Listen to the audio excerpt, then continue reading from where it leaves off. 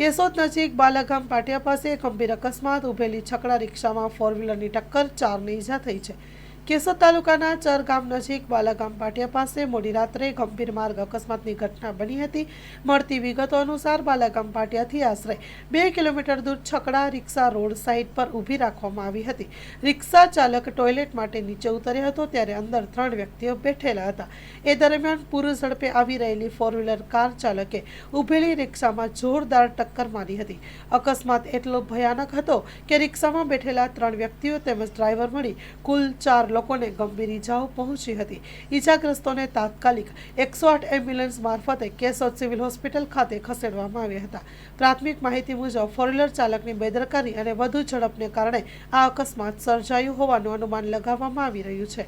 મનીષભાઈ કારાભાઈ કામરિયા અને પરબતભાઈ રાજાભાઈ ઘરેજા પ્રાથમિક સારવાર બાદ રજા આપવામાં આવી છે, તો પોલાભાઈ ભાયાભાઈ કામરિયા અને હરસુખભાઈ પોલાભાઈ કામરિયા વધુ સારવાર માટે ખાનગી હોસ્પિટલ ખાતે ખસેડવામાં આવ્યા છે। ઘટનાને પગલે વિસ્તારમાં ચકચાર મચી ગઈ હતી। પોલીસ દ્વારા અકસ્માત અંગે વધુ તપાસ હાથ ધરવામાં આવી રહી છે।